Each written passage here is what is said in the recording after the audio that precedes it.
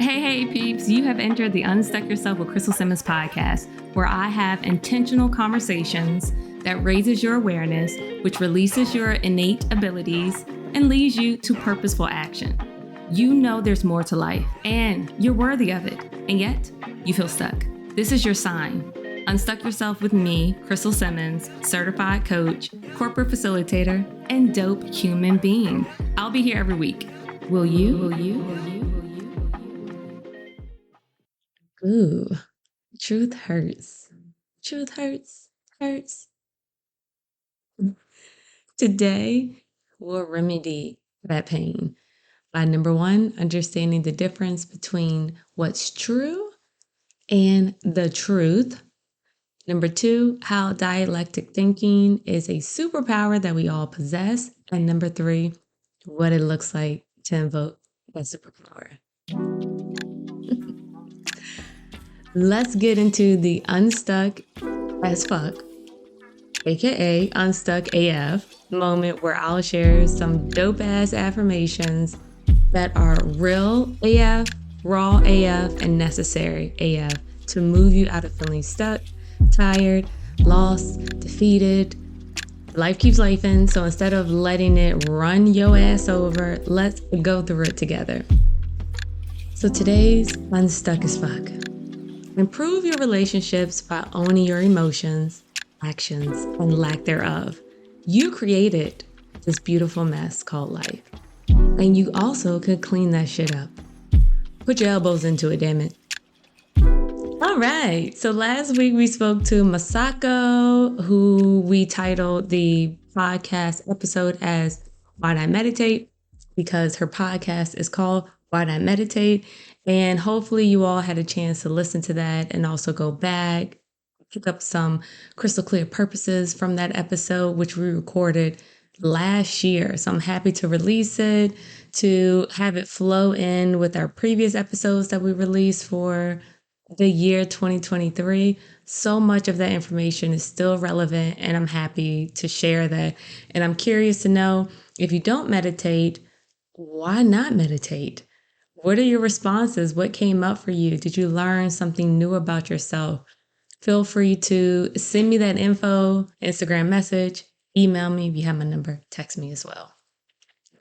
Moving on to today episode, Truth Hurts. But before we do that, we're going to get into the Crystal Town updates. So if you have been listening, you are aware that I am getting into the groove of this new routine, working full time, bringing the podcast back from having a 6-week break, which was much needed and so rejuvenating, and also reminding me of how I enjoy this. I missed it.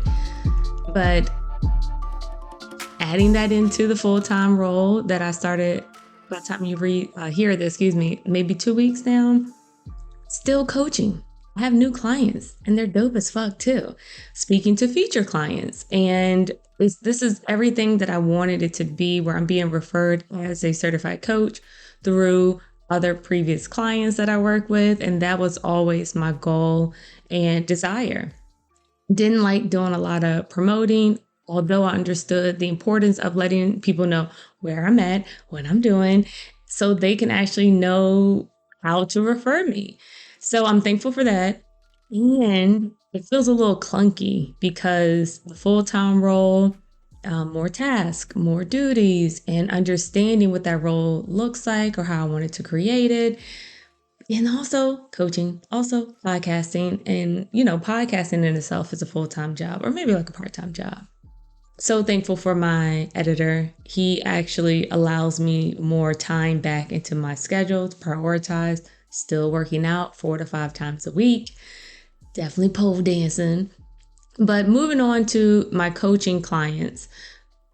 They have been so dope that our synergy is like insane. We are expanding one another, just coach to client, client to coach.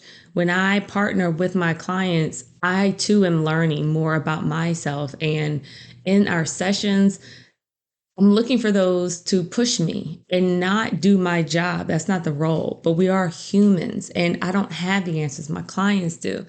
So being able to expand their their perspective on what they're capable of doing and what they want to do, and then the energy behind that decision that they make and share with me, and the hesitation about the dream being so big to them, and us being able to work through that piece by piece, step by step. Words will never capture the feeling. And I'm so, so, so, so thankful because as we both shared what we wanted out of this partnership, the common denominator was growth. I'm always here for growth. And we're both providing each other that safe space to do so. I'm not coming in as like, I'm the expert, I know everything. We don't. And that takes a big chunk of vulnerability on both of our ends. So I'm loving it. Now, to news or to transition into our Loving Me Through news, we have just taken off. We have taken off on a whole ass sprint and marathon. Rest in peace, Nipsey. We started the 52-week savings challenge at the beginning of 2023. And one of our community homies hit me up the other day and asked me how I was progressing with my savings challenge. And she tried to avoid answering my question because I asked her the same thing. And she mentioned that she was cheating by having her paycheck just auto deposit the amount of funds that she wants to save each week for the 52-week savings challenge. And I was like, no. If that's considered cheating, I condone cheating. Make that shit easy, peeps. Like, make it easy. Shit, if it seems lazy and it's working, do that. The fact that we are implementing change and creating a new habit, how would it feel for it to be easeful? Simple. Almost to the point you don't even have to think about it. Hello? Like, do that.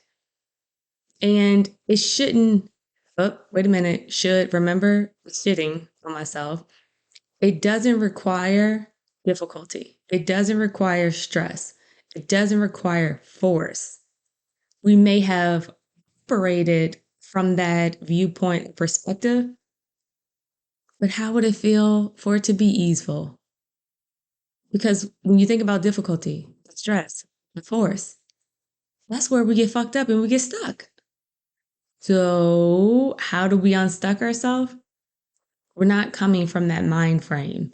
We're not doing that today. We're not doing it tomorrow, and never. Stop it. So thank you, Shell, for that conversation that we had and the chance to enlighten others, to share that conversation on our Loving Me Through Instagram page, to offer support and guidance for those who might be a little hesitant to start the 52-week savings challenge. Maybe it's going to be a 40-week savings challenge. Make it easy, peeps. Also, in the LMT world, we are hosting our very first in-person event for 2023. February the 25th at 12 p.m. alongside the owner of Kinky Cardio Studio in Richmond, Virginia. Her name is Orchid. And the Loving Me Through presents Sexy Self Saturday. This is an exclusive pole and dancing event for you to be intentional and do something different, fun, engaging with other people, including me, myself. I don't know why I said me, myself. Me, myself, and I, and Sierra and Elise, and other peeps. But this is a beginner level. It is like the intro. Is not a skills-based class per se where you're going to be sweating profusely. It is for those who are completely new to pole or just beginning to pole, but it is basically heavy on the aspect of dancing.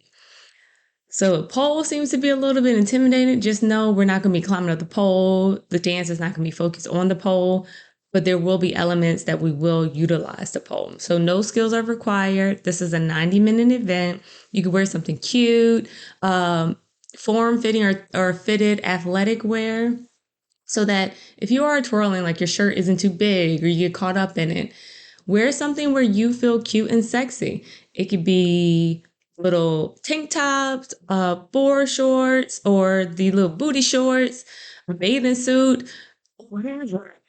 We are anticipating going to brunch afterwards because for those who know me, I like to eat and I might be a little bit more excited about the food because I really love to eat and discuss and talk, especially after the class. Again, you won't be dripping sweat. Just we'll perspire a little bit, glisten, from our lovely, sexy self Saturday. Oh, I cannot wait. But yeah, expect to sign the waiver when you arrive. Go to our Loving Me Through Instagram page. There's a link. Make sure you follow us first so that you can continue to get more updates about the event and then other events that we're having. But also secure your spot on the pole and the dance floor. Because at this very moment, we only have 6 spots remaining for this event. And it's literally a month away. So we still have time, but we have a limited space. So that's that. And if you started with the 52-week savings challenge, you may have those funds available to secure your spot now rather than later.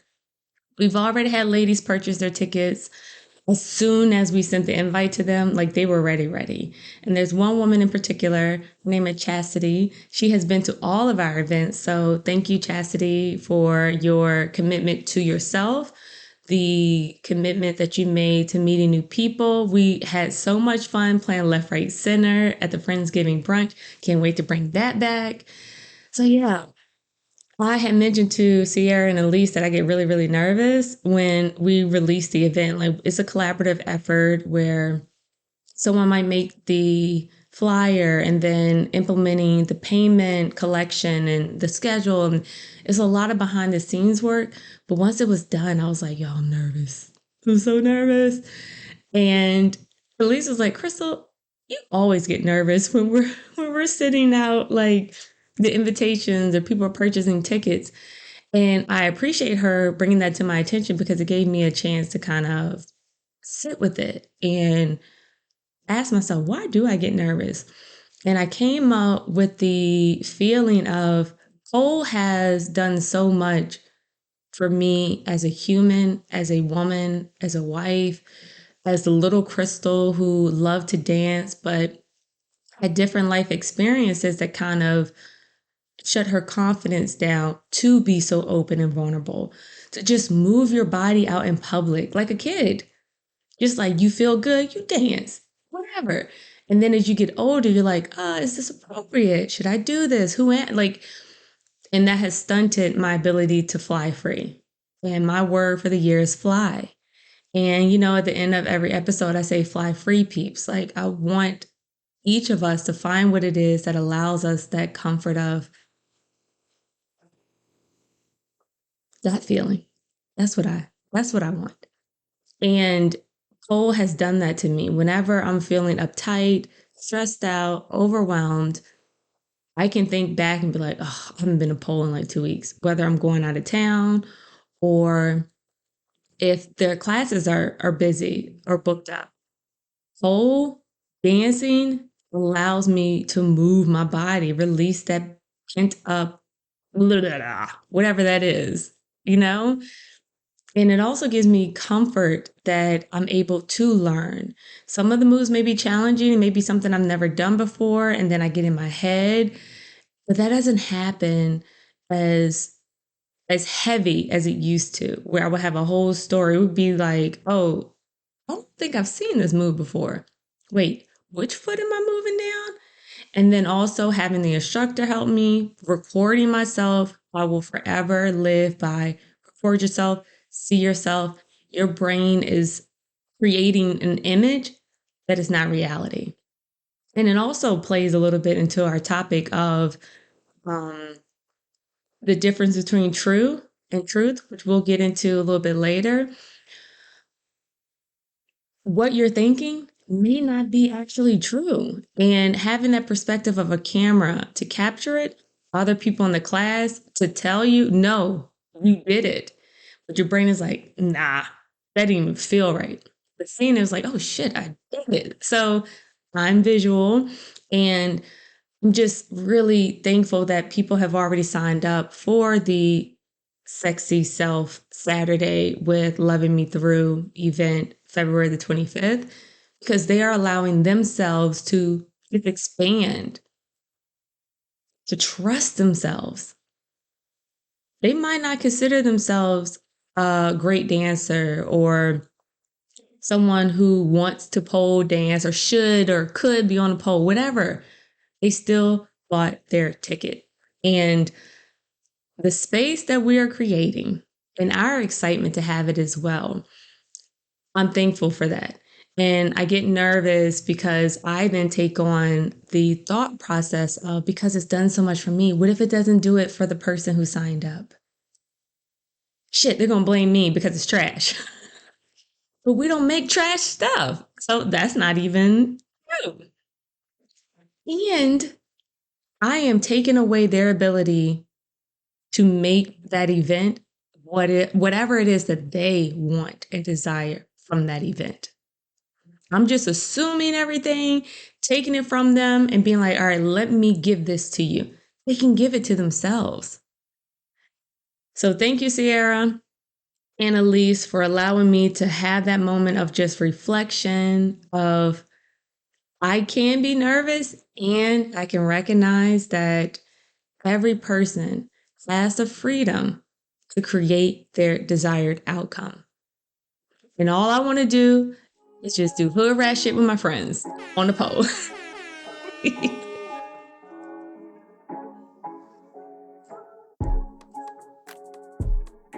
All right, so now for a moment of double CP. For the peeps in the back, that means crystal clear purposes. Number one, understand the difference between true and the truth. Number two, utilizing the superpower of dialectic thinking. And then number three, how to invoke that superpower on a day-to-day basis. Let's get to it. So here's a story. In this segment, I'm sharing stories of my own and some of others, but they will be anonymous, allowing you, the listener, the dope human that you are, the chance to use your imagination. Where do you see yourself in this story? Are you even in the story? Do you know someone that's in this story? Do you fluctuate throughout the different characters in this story? One isn't better than the other, but it does invite you to be curious and opened and aware of any adjustments that you want to make in your life or relationships. And rather than you defending one side or the other for being judgmental or seeing things as right as wrong, or you got to do it all or nothing, remember, less judgment equals less stress and less suffering. So this will increase your quality of life, friendships, and so much more, which you deserve. So here's our story. You're offered that job position you've been hoping, daydreaming, and praying about for quite some time now. Your hiring manager is raving about how excited they are to have you a part of the team, and that your previous experiences, your innate abilities and perspectives can really elevate the company and the role in ways that no one else could. And there's a room for growth and opportunities and creation, and you'll have autonomy and you'll have fun. You'll enjoy it. As you're hearing this, that you're being offered this position, you're excited, you're hopeful, you're eager to learn more of what that would entail. So you ask some questions to go along with what you already know, because you are familiar with the day-to-day things, because one of your homies looked out and they shed some light on the real. And you are actually put on to who you can collaborate with, and also who likes to fly solo. So even if you attempt to offer to help, they take that as disrespect, and then they want to have this super passive aggressive conversation with you and your supervisor to calm that shit down. But in your brain, you move on. You're surprised that they're offering all these benefits. You can work fully remote. You aren't being micromanaged at every moment. Have people walking by your office to kind of like chit chat, quote unquote, keep tabs, or maybe they're avoiding their own work by just distracting you. And that also means you don't have the luxury of having that homie that you work with, where if someone says something and y'all just give each other the eye, no words are necessary. You already know what's good. That's removed too. That's okay. That's cool. You also have people who are straight rule chasers. So they're like, we have to follow the rules step by step. So then you're trying to figure out like, how do you navigate conversations with them? So you're put on all this game, right? But you're curious and you're nervous and you're a bit anxious about what the position actually looks like and what it would feel like once you accepted the role. And before you can finish your thoughts of, I need these questions answered, they offer you the very minimal base pay for this new role, which is way less than what your homie told you it would be. What in the unstuck as fuck did they just say? Am I right? So now your vision or your chance to envision what this could be is pretty much brought to a halt. You take a deep breath, you feel your stomach drop a little, and then your questions to what can I create this position to be turn into, oh no, they didn't. You allow them to continue finishing this shitty ass offer, and you say to yourself, okay, focus. Because your first thought might be to tell them to shove it or find somebody else because you're not the one. You then remember why you applied for this role. So you go on to think, okay, what could I offer instead of saying yes or no? So you take the time to say thank you. You appreciate the offer and you want time to consider different outcomes.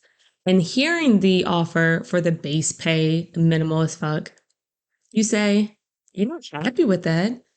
And you would like to write up a proposal to state your request for obviously getting more than the mother effing minimal pay.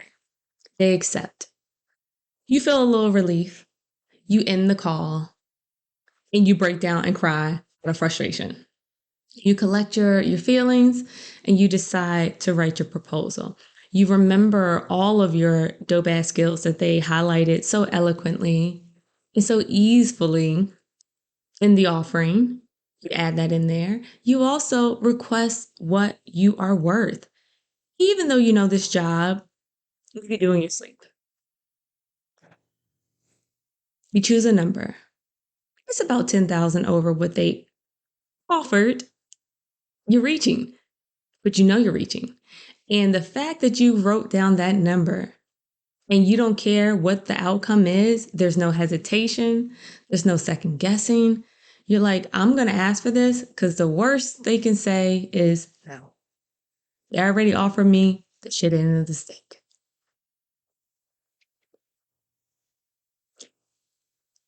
You're satisfied with your proposal letter.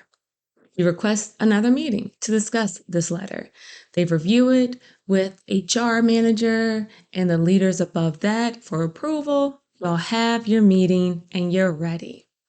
Your expectations are to accept nothing less than 5,000 over what they offered.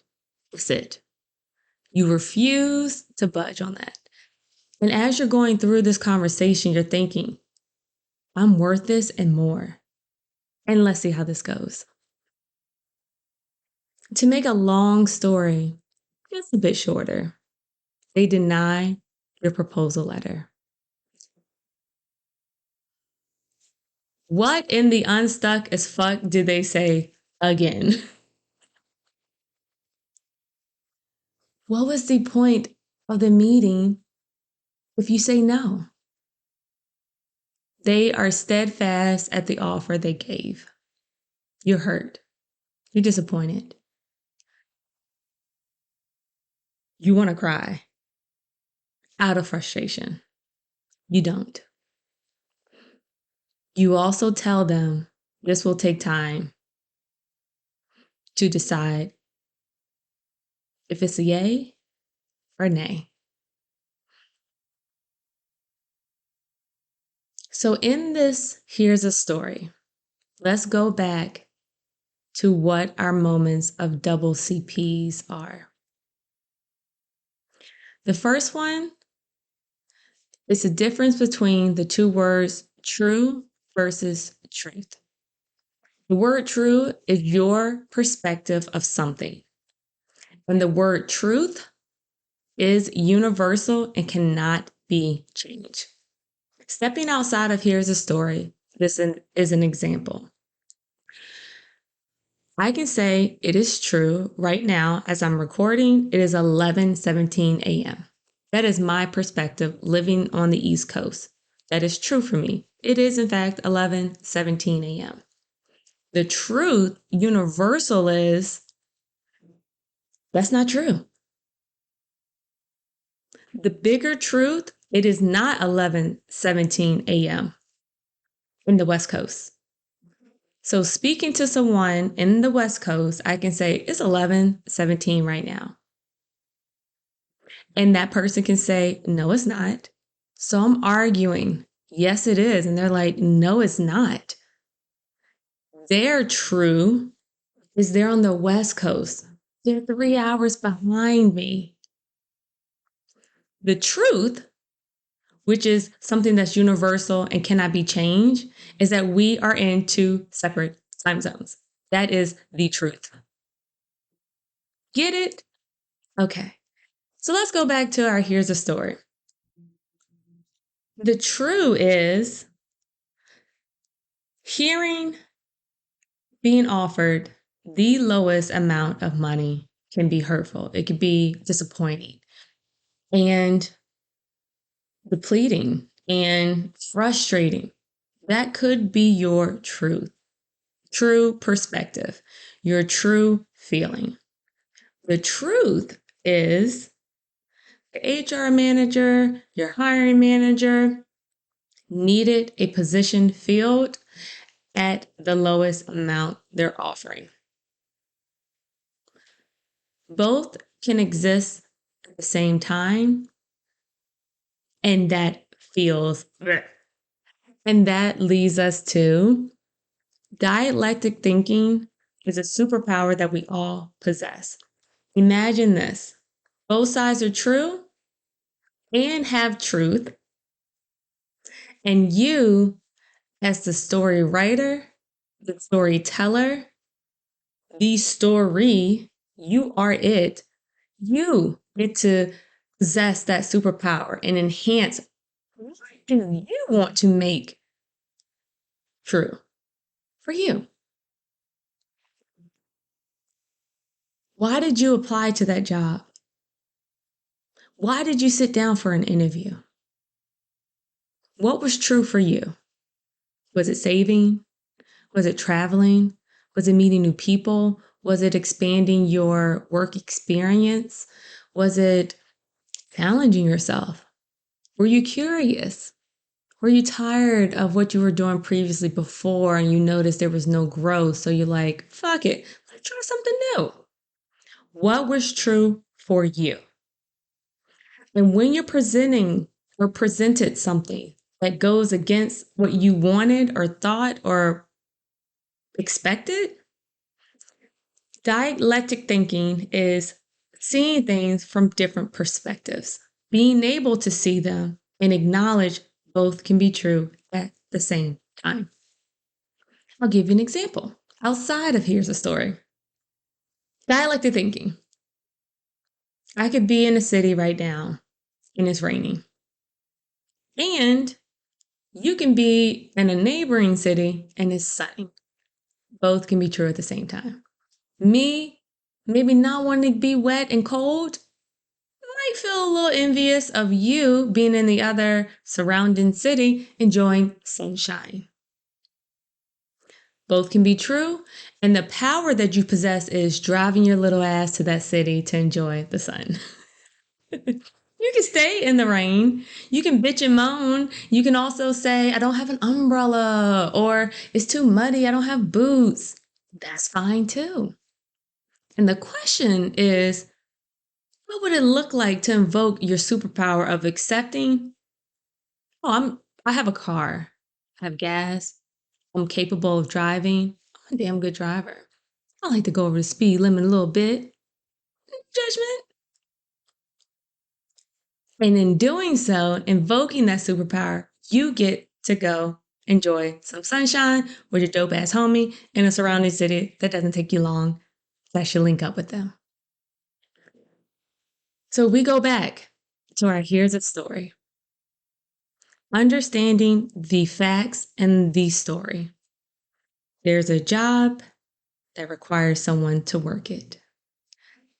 The job does not require you to be a robot. You get to invoke your superpower.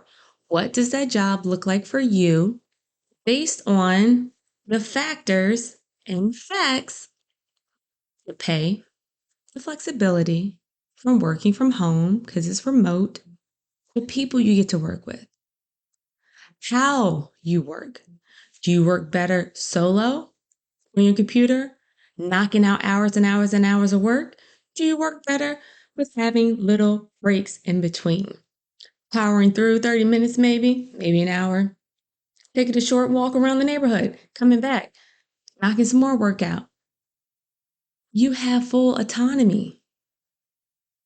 The overarching goal is filling this role, being present, and also you initiating those dope ass skills they decided on because they offered you the position because of that. They offer you the position of who you are. So how would it feel to not change yourself, to force yourself, to tell yourself you need to do this in order to get that? And our here's a story moment can be applied in so many different areas. Really breaking that stuckness of this is some bullshit. Yes, it can be bullshit. And you're capable of actually seeing what is true and then the truth. You're actually capable of knowing there are different perspectives to all of life's encounters. And even if they're opposite, even if you feel as though there's no way it can rain and the sunshine be out, you can feel that, but then it's still happening. You see it. So accepting it like, this is weird. This is odd, or I'm not used to this. That's cool too. Sitting with that dialectic thinking, recognizing we still are in control. We get the chance to create this newness, this new perspective. And also you get to share it with me because I want to hear when you have noticed the difference between the true and the truth, and also accepting your dialectic thinking is a superpower. Like maybe your mother-in-law doesn't like you and you like her. Two opposites. Both can be true at the same time. But what is the mother-in-law's perspective of the relationship? All right, I'm going to say that for a different day because I love my mother-in-law. She's very supportive. I have gotten blessed in that sense. But I digress. Where did you see yourself in today's Here's a Story? When will you actually implement this dialectic thinking? Will it be in your personal life? Would it be in your career? Will it be just with yourself? Ooh, let's start there. Start with yourself. That's where change occurs anyways. In closing, if your compassion does not include yourself, it is incomplete. Jack Kornfield. Stuck moments appear when awareness is feared. Instead, unstuck yourself here. Fly free, peeps, and I'll see you next week.